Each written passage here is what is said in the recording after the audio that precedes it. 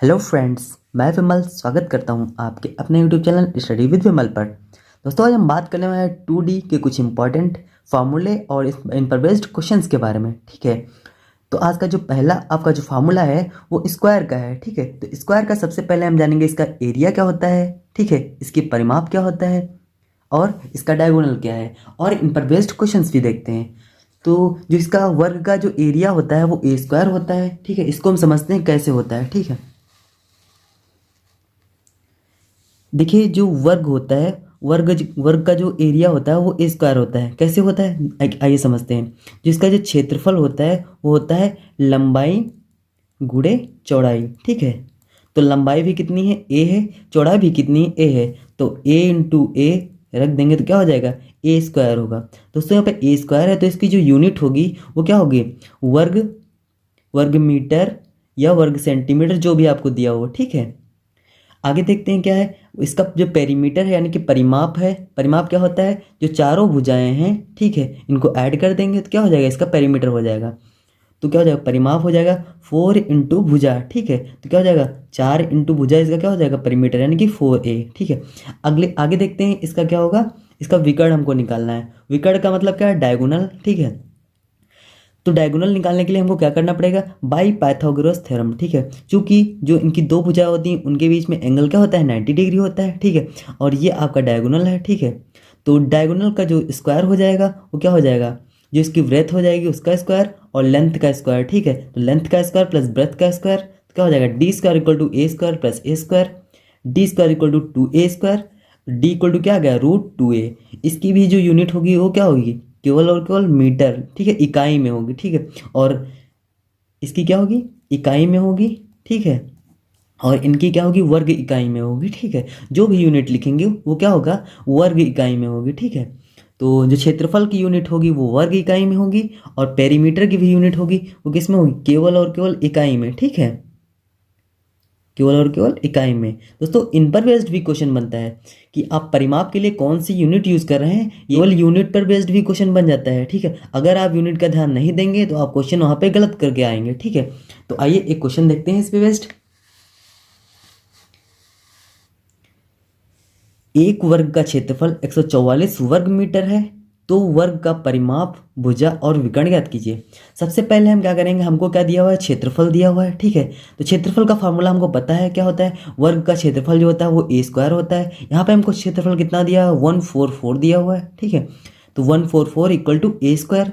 अब ए की वैल्यू हम यहाँ से निकालेंगे तो 144 जो है स्क्वायर रूट होता है 12 का, तो ए इक्वल टू यहाँ पे कितना गया, 12 मीटर आ गया। तो पहला जो हमारा पूछ रहा था हमसे भुजा, भुजा का तो हमारा आंसर आ गया मेरे पास, क्या हो गया, 12 मीटर आ गया। ठीक है, अब आगे देखते हैं परिमाप। परिमाप कैसे निकालेंगे, परिमाप का हमने फार्मूला पढ़ा है, 4 गुणे क्या होता है, भुजा होता है। ठीक है, तो 4 इंटू क्या होगा, भुजा, भुजा कितनी आई है, 12 मीटर। ठीक है, तो 4 इंटू 12, 12 चौक 48 हो जाएगा, 48 मीटर। ठीक है, परिमाप जो होता है वो किस में होता है, इकाई में होता है, और जो भुजा भी होती है वो भी इकाई में होगी, और विकर्ण निकालेंगे वो भी इकाई में होगा। तो विकर्ण का फॉर्मूला क्या भी हमने पढ़ा है, √2a। ठीक है, √2 इंटू ए की वैल्यू क्या है, 12 मीटर हम यहाँ निकाल चुके हैं। यहाँ पे पुट कर देंगे तो क्या आ जाएगा, आपका आ जाएगा विकर्ण आ जाएगा यहाँ पे। ठीक है, क्या हो जाएगा विकर्ण, 12√2 मीटर। ठीक है, तो इस प्रकार से आपके जो वर्ग के 3 टाइप के क्वेश्चन यहाँ पे बन सकते हैं। ठीक है, तीनों टाइप को हमने यहाँ पे डिस्कस कर लिया है। ठीक है, अगला जो हम डिस्कस करते हैं आपसे वो किसके बारे में डिस्कस करेंगे, रेक्टेंगल के बारे में। रेक्टेंगल मतलब आयत। ठीक है, उन पर बेस्ड सबसे पहले फार्मूले देखते हैं, फिर उन पर बेस्ड क्वेश्चन देखते हैं। आगे बात करते हैं हम आयत की। तो आयत का जो क्षेत्रफल होता है वो क्या होता है, लंबाई गुणे चौड़ाई होता है। दोस्तों, जो आयत की जो लंबाई है वो l है, चौड़ाई क्या है, b है। ठीक है, तो इसका क्षेत्रफल क्या हो जाएगा, l इंटू बी। ये भी किस में होगा, वर्ग और इकाई में। ठीक है, तो आयत का जो क्षेत्रफल हो जाएगा वो क्या हो जाएगा, लंबाई गुणे चौड़ाई, यानी कि l इंटू बी हो जाएगा। इसकी जो चारों भुजाएं हैं वो बराबर नहीं होती हैं, इसकी दो आमने सामने की भुजाएं क्या होती हैं, बराबर होती हैं। बट जो वर्ग होता है, वर्ग में क्या होता है, चारों भुजाएं बराबर होती हैं। ठीक है, और आयत में दो आमने सामने की भुजाएं बराबर होती हैं। ठीक है, अब यहाँ पे हम आगे देखते हैं, इसका जो परिमाप है वो क्या होता है, 2 गुणे लंबाई प्लस चौड़ाई, ठीक है, 2 गुणे लंबाई प्लस चौड़ाई, ये इसका क्या हो जाता है, परिमाप हो जाता है, यानी कि पेरीमीटर, ठीक है। आगे बात करते हैं इसके विकर्ण की, ठीक है। तो विकर्ण क्या होता है, चूंकि लंबाई और चौड़ाई के बीच में क्या हो जाता है, 90 डिग्री का एंगल होता है, इसलिए यहाँ पे भी पाइथागोरस थ्योरम का हम यूज कर लेते हैं, ठीक है। तो विकर्ण का जो स्क्वायर हो जाता है वो एल का स्क्वायर प्लस बी का स्क्वायर, दैट मीन्स हमको जो डायगोनल यहाँ पे प्राप्त होता है वो अंडर रूट के अंदर L square plus B square हो जाता है, ठीक है। 3 फार्मूले यहाँ पे मोस्ट इंपॉर्टेंट है, ठीक है। तीनों को हम बहुत ही अच्छे से ध्यान रखेंगे, क्योंकि आप लोगों का जो एग्जाम है वहाँ पे कभी कभी डायरेक्टली फार्मूला ही पूछ लिया जाता है और कभी कभी उन पर बेस्ड क्वेश्चन, ठीक है। तो आइए हम उन पर बेस्ड क्वेश्चन देखते हैं। तो पहला क्वेश्चन है आयत का, एक आयत की लंबाई 6 मीटर है, परिमाप 20 मीटर है, तो आयत का क्षेत्रफल चौड़ाई विकर्ण ज्ञात करो, ठीक है। लंबाई हमको कितनी दी है, 6 मीटर दी है, परिमाप हमको 20 मीटर दिया है, ठीक है। तो जो आयत का जो परिमाप होता है 2 गुणे लंबाई प्लस चौड़ाई होता है, इक्वल टू कितना है 20, ठीक है। पहले क्या करें, लंबाई यहाँ पे पुट कर देंगे, तो लंबाई को यहाँ पे पुट कर दिया तो कितना हो गया, 2 ब्रैकेट में 6 प्लस बी इक्वल टू कितना हो गया 20, ठीक है। कितना हो गया 20 हो गया। आगे क्या करेंगे, इसको सॉल्व करेंगे तो 2 6 12 हो गया, प्लस 2b इक्वल टू 20, ठीक है। सॉल्व करेंगे तो b की वैल्यू जो आ जाएगी 4 मीटर आ जाएगी। यहाँ पे हमको जो चौड़ाई प्राप्त हुई वो 4 मीटर प्राप्त हुई, ठीक है। आगे हम बात करेंगे क्या, अगर हमको चौड़ाई प्राप्त हो गई और लंबाई हमको पहले से गिवन थी तो हम क्या फाइंड आउट कर सकते हैं, विकर्ण फाइंड आउट कर सकते हैं। तो विकर्ण का फॉर्मूला होता है अंडर रूट के अंदर L square plus B square, ठीक है। एल की वैल्यू क्या है 6 है, ठीक है, और बी की वैल्यू 4, स्क्वायर कर देंगे दोनों का जो फाइनल आ जाएगा डी आ जाएगा अंडर रूट के अंदर 52। चूंकि जो विकर्ण भी होता है इसको भी हम इकाई यूनिट में लिखते हैं तो क्या होगा, मीटर हो जाएगा, ठीक है। आगे हम बात करते हैं इसके क्षेत्रफल के बारे में, चूंकि हमसे क्षेत्रफल भी यहाँ पे पूछा गया है। तो क्षेत्रफल कितना होगा, L इंटू बी, इसको भी हम क्या लिखते हैं, वर्ग इकाई में, ठीक है। यानी कि यहाँ पे जो यूनिट है वो मीटर में दी हुई है, तो मीटर स्क्वायर यानी कि वर्ग मीटर, ठीक है, कुछ भी बोल सकते हैं आप। अब ए की वैल्यू यहाँ पे क्या आ जाएगी, आपको लेंथ दी है 6 और ब्रेथ कितनी दी है 4 दी है, तो 6 4 जा कितना हो जाए 24 मीटर स्क्वायर। तो ये तीनों चीज़ आपको जो जो पूछ रहा था वो चीज़ हमको यहाँ पे प्राप्त हो गई। अगला एक और क्वेश्चन देख लेते हैं आयत पर बेस्ड, इससे आपका क्या हो जाएगा, आयत एकदम क्लियर हो जाएगा, ठीक है। तो अगला क्वेश्चन है, एक आयत का क्षेत्रफल 20 मीटर स्क्वायर है और चौड़ाई 4 मीटर है, तो विकर्ण लंबाई और परिमाप ज्ञात कीजिए, ठीक है। आपको दिया है एरिया क्या होता है, एल इंटू बी यानी कि लंबाई गुणे चौड़ाई, ठीक है। आपको यहाँ पे क्या क्या दिया हुआ है, एरिया 20 दिया है तो 20 रख लिया, ठीक है। लेंथ हमको निकालना है यानी कि लंबाई निकालना है और चौड़ाई हमको 4 मीटर दी है तो इंटू में 4 रख दिया। इससे कैंसिल आउट करेंगे तो लेंथ का आ गई यानी कि लंबाई हमको 5 मीटर आ गई, ठीक है हमारे पास।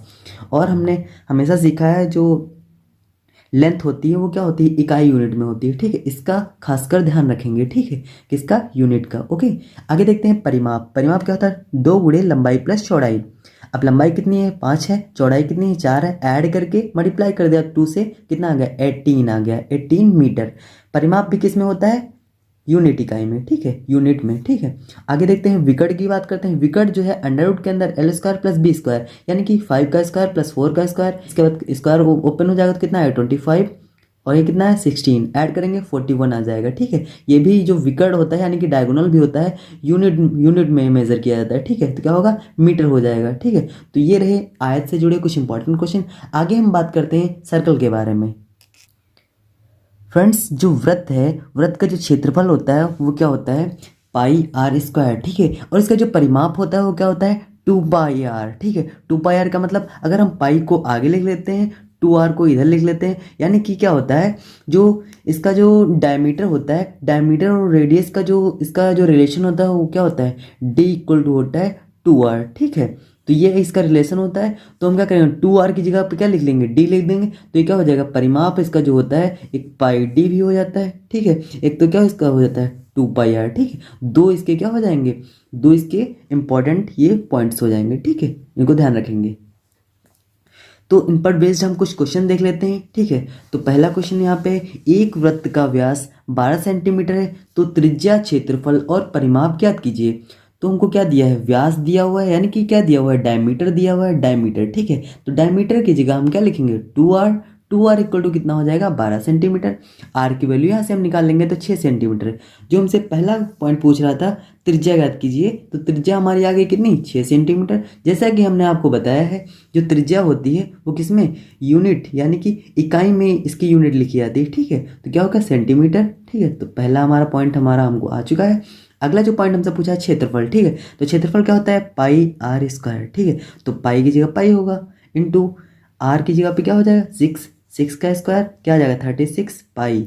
जो आपका एरिया होता है वो क्या होता है, वर्ग इकाई में होता है, यानी कि सेंटीमीटर स्क्वायर हो जाएगा, या फिर कहेंगे वर्ग सेंटीमीटर हो जाएगा। ठीक है, दोनों में से कुछ भी हम कह सकते हैं। ठीक है, आगे आपका देखते हैं जो परिमाप है इसका क्या है, 2 पाई आर। परिमाप होता है वृत्त का 2 पाई आर। ठीक है, तो P इक्वल टू क्या हो जाएगा, 2 पाई इंटू में आर की जगह पे 6 हो जाएगा यहाँ पे, तो क्या हो जाएगा, 2 6 या 12, 12 पाई यानी कि सेंटीमीटर। ठीक है, तो 12 पाई सेंटीमीटर यहाँ पे आ गया, क्या इसका परिमाप आ गया। ठीक है, हमने बताया था आपको पेरीमीटर भी इसका जो होता है वो भी क्या होता है, यूनिट में होता है, यानी कि क्या होता है, इसकी जो यूनिट होती है वो किस में होती है, इकाई में होती है। ठीक है, तो क्या होगा, सेंटीमीटर हो जाएगा केवल। ठीक है, अगला क्वेश्चन हम देखते हैं इसी पे बेस्ड।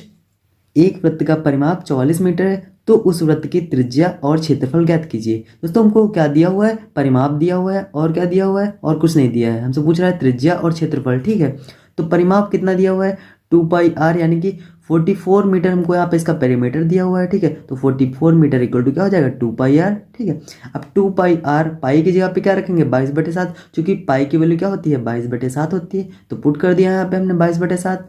अब इसको सॉल्व करेंगे तो सॉल्व करने के बाद क्या आ जाएगा, 22 से 2 बार कट जाएगा, 2 से 2 कट गया, और यहाँ पे क्या बचा, 7 बचा। तो आर की वैल्यू क्या आ गई, 7 आ गई। त्रिज्या तो हमको प्राप्त हो गई।